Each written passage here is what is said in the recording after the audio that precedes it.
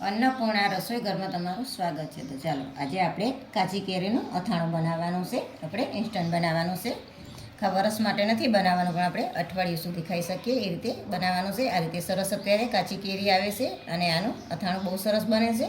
તો આપણે આને સોલવાની નથી અને આપણે સમારી લઈશું. તો આપણે પહેલાં બંને ભાગ કાઢી લઈશું.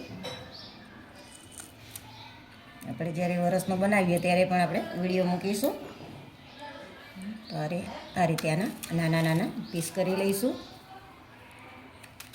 આ કેરીની અંદર જો ગોટલીનો ભાગ નથી આવતો, એટલે આ રીતે સમારી અને જે અંદરથી જે ભાગ હોય એ આપણે કાઢી લેવાનો ગોટલીનો. એકદમ કૂણી અને સરસ આવે છે ગોટલી.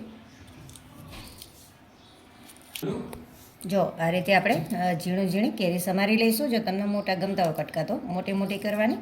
આપણે વરસનું કરતા હોય ત્યારે આપણે મોટા મોટા કટકા કરીએ છીએ, પણ અત્યારે આપણે આ રીતે ઝીણા ઝીણા કટકા કરીશું એટલે ખાવામાં પણ આવી જાય. અને મોટા મોટા કટકા હોય તો ઘણા સાઈડમાં કરી દઈએ, એટલો રસો જ ખાતા હોય છે. તો આ રીતે આપણે બધી કેરી સમારી લઈશું. ચલો આ રીતે આપણે કેરી એકદમ ઝીણી ઝીણી સરસ સમારી લીધી છે. આમાંથી આપણે ખાટું અને ગળી બે અથાણા બનાવવાના છે. તો એની માટે આપણે ગોળ પણ લીધો છે અને આપણે આચાર મસાલો લીધો છે. આચાર મસાલો મેં ઘરે બનાવેલો છે, એનો વિડીયો પણ તમે જોઈ શકો છો. અમે ગઈ સાલ બનાવ્યો હતો તો પણ હજી એવો ને એવો લાલ સરસ છે. અને બીજી વાર હું આચાર મસાલા બનાવવાનો વિડીયો મૂકી જ્યારે વરસ માટે અથાણું બનાવું ત્યારે. અને આપણે તેલ લીધું છે. તેલ આપણે સિંગ તેલ લીધું છે, તમે સરસો પણ લઈ શકો છો. તેલને આપણે થોડું ગરમ કરી લઈશું. હવે આપણે અથાણું બનાવીશું. તો એની માટે પહેલાં આપણે આચાર મસાલો લઈશું. જે રીતે તમારે રસો જોઈએ એ પ્રમાણે. મેં અત્યારે 3 ચમચી આચાર મસાલો લઉં છું, કારણ કે આપણે 2 કેરી લીધેલી છે. પહેલાં આપણે ખાટું અથાણું બનાવી દઈશું. હવે એની અંદર આપણે તેલ નાખીશું. અમે અત્યારે વધારે તેલ નથી નાખવાનું, એટલે આપણે 4 ચમચી અત્યારે તેલ લઈશું અને મિક્સ કરી લઈશું. તેલ આપણે નવશેકું ગરમ લીધું છે,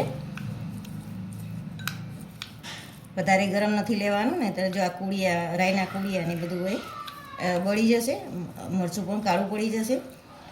મિક્સ કરી લીધું છે આપણે. હવે આપણે આની અંદર આ કેરી નાખીશું અને સારું એવું આપણે મિક્સ કરી લઈશું. જો આ રીતે આપણે સરસ બધી વસ્તુ મિક્સ કરી દીધી છે. હવે આ રીતે દબાવી અને આના થોડીક વાર સાઈડમાં રહેવા દઈશું. તમને અત્યારે એમ લાગશે કે તેલ ઓછું છે અને કોળું છે, જો પણ થોડીક વાર રહેવા દઈશું એટલે તેલ છૂટું પડશે.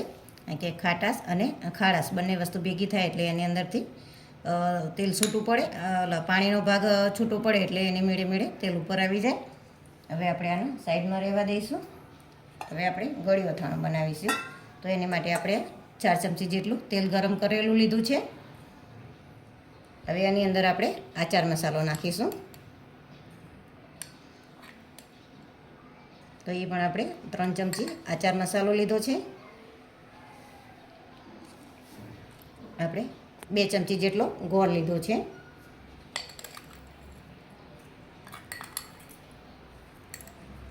બે ચમચી અને ઉપર થોડોક છે. હવે આપણે આને સારું એવું મિક્સ કરી લઈશું. જો આ રીતે આપણે બધી વસ્તુ મિક્સ કરી દીધી છે. આ અથાણું આપણે ખાટું મીઠું બનશે, ગોળ નાખ્યો છે એટલે. હવે આપણે કેરી નાખી દઈશું.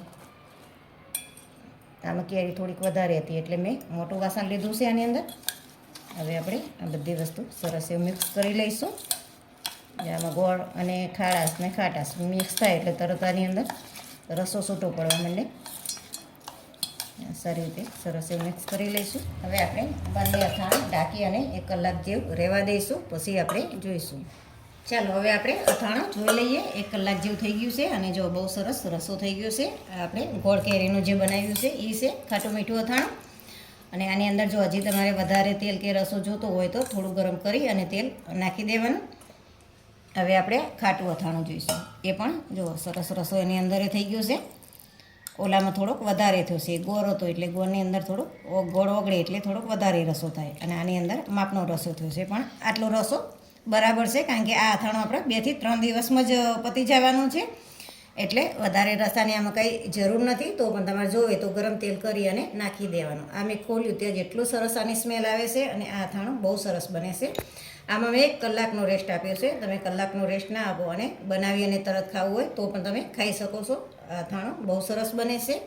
હવે આપણે આના કાચની બોટલ કે બાઉલમાં ભરી લઈશું. તો તમને આ રેસીપી વિડીયો ગમ્યો હોય તો લાઈક કરો, શેર કરો અને સબસ્ક્રાઈબ કરવાનું ભૂલતા નહીં.